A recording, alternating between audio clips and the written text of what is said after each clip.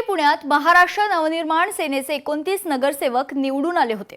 मात्र नुकत्याच झालेल्या महापालिका निवडणुकीत मनसेचे पानिपत झाले।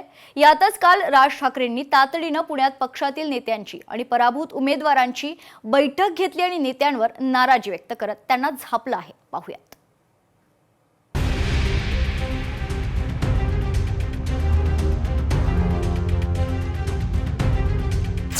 राज ठाकरेंनी मनसे नेत्यांना झापलं। पराभवातून बाहेर पडा, कामाला लागा। राज ठाकरेंच्या पदाधिकाऱ्यांना सूचना। पक्षातील गटबाजी, नियोजनाचा अभाव आणि वरिष्ठ नेत्यांचं दुर्लक्ष अशा विविध कारणांमुळे पुण्यात मनसेचा दारुण पराभव झालाय। 44 पैकी एकही नगरसेवक निवडून न येण्याची नामुष्की मनसेवर पहिल्यांदाच आली आहे। त्यामुळे राज ठाकरेंनी ही नाराजी व्यक्त केली। रविवारी संध्याकाळी राज ठाकरे यांनी पुण्यातील महत्त्वाचे पदाधिकारी आणि पराभूत उमेदवारांची एकत्रित बैठक घेतली। यात पुण्यात पराभव का झाला याची चर्चा झाली।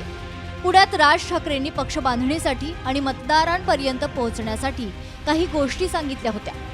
पुण्यातील नेत्यांनी मात्र त्या पूर्ण केल्या नाही। यावर राज ठाकरे यांनी नाराजी व्यक्त करत नेत्यांना चांगलंच झापलंय। तसेच यापुढे प्रत्येक आठवड्यात स्वतः राज ठाकरे पक्षाचा आढावा घेणार असल्याचं त्यांनी सांगितलं। परंतु त्यांना प्रामुख्याने भेटायचं होतं ते जे आमचे उमेदवार युतीच्या माध्यमातून लढले आणि जे उमेदवार युती व्यतिरिक्त लढले आणि पराभव झाला, तर पराभवाला खचून जाऊ नका। पराभव हा होत असतो। वरिष्ठांनाही कानपिचक्या दिल्या आणि त्याचप्रमाणे उमेदवारांशी ते बोलले, कारण का आता इथून पुढे आम्हाला अतिशय जोमाने काम करावं लागणार आहे। तशी परिस्थिती आहे। पुण्यातल्या गोष्टींविषयीचा सगळा आढावा हा आठवड्याचा नाही तर दर दिवसाचा त्यांच्याकडे पोहोचत जाणार आहे। पुण्यात झालेल्या पराभवातून बाहेर पडत असताना लोकांसाठी कामं करा, प्रत्येक घरापर्यंत जावा अशी सूचना देखील राज ठाकरेंनी दिली आहे। पुण्यात मनसेचा एकही नगरसेवक निवडून न आल्यामुळे मनसेच्या अस्तित्वाचा प्रश्न निर्माण झालाय। मात्र पराभवातून सर्वजण बाहेर पडले असून पुन्हा जोमानं काम करणार असल्याचं सांगितलंय। साहेबांना भेटल्यानंतर असं कधीही चित्र राहत नाही की त्या माणसाला ऊर्जा मिळत नाही। ती ऊर्जा घेऊन ते पुन्हा बाहेर पडलेले आहेत आणि नवीन कामाला लागलेले आहेत। पराभवाच्या ह्याच्यानेही भाकरी फिरवली जाईल असं नाहीये। तर प्रत्येक मोठ्या निवडणुकीनंतर किंवा आलेल्या अपयशानंतर काही बदल हे करणं अपेक्षित असतं। ते बदल होतील असं मला वाटतं। राज ठाकरेंनी पदाधिकाऱ्यांना कानमंत्र दिले।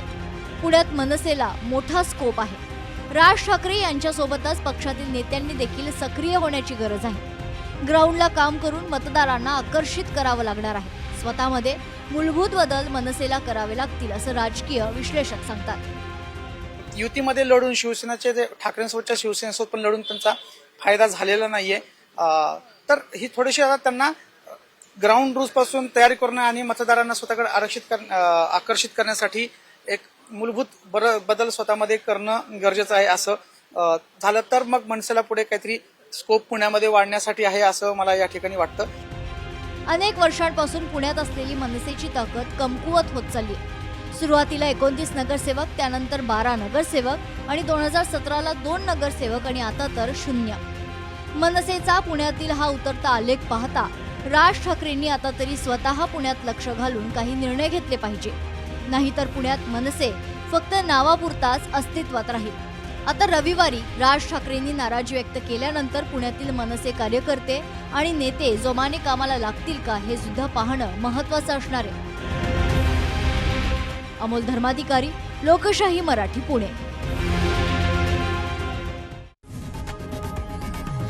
लोकशाही मराठी ऐका, पहा, जागरूक रहा।